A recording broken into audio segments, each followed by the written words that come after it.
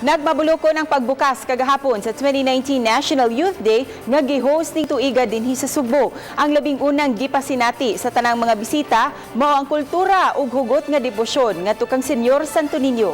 Ani ang report ni Nico Sereno. Sakay sa usa ka big bike, espesyal ang entrance ni Cebu Archbishop Jose Palma kagahapon sa Cebu City Sports Center. Agi kini og paghangop niya sa kapin 12,000 ka mga kabataan nga misalmot karong tuiga sa National Youth Day. Gikan sila sa lain-laing diocese ug archdiocese sa Luzon, Visayas ug Mindanao. Gikalipay sa simbahan ang kasibot sa mga kabatan-unan pagsanong sa ilang pagpalambo sa pagtuo. Nagkadaiyang presentasyon ang gihimo sa sports complex atol sa opening. Highlight ini ang kasaysayan sa Sugbo, lakip na ang giatngan nga tinuig nga Sinulog Festival. Gisunod sa maong kalihukan ang solemne nga procession sa mga imahen sa Sugboanong Santo, San Pedro Kalungsod, patrona sa Sugbo, Birhen sa Guadalupe ug Senyor San Jose, ingon man sa Balaang Bata. Nang lakaw ang mga pilgrims ug volunteers paingon sa Basilica del Santo Niño kundiin didto gihimo ang opening mass agi og formal nga pagbukas sa NYD.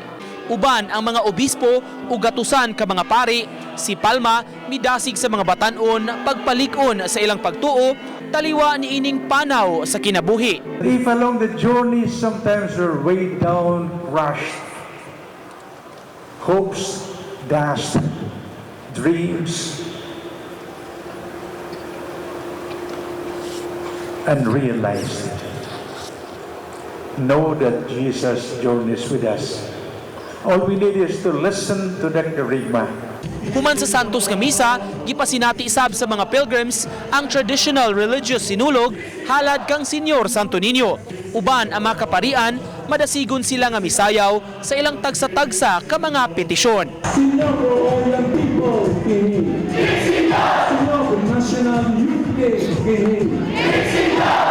Nakatry kag sinulog for the first time, sir, unsay feeling? Dili ma-experience ang feeling na sa una kay nagatanaw lang ka karon kay nana jud ka diri na experience sa jud nimo siya. So blessed. So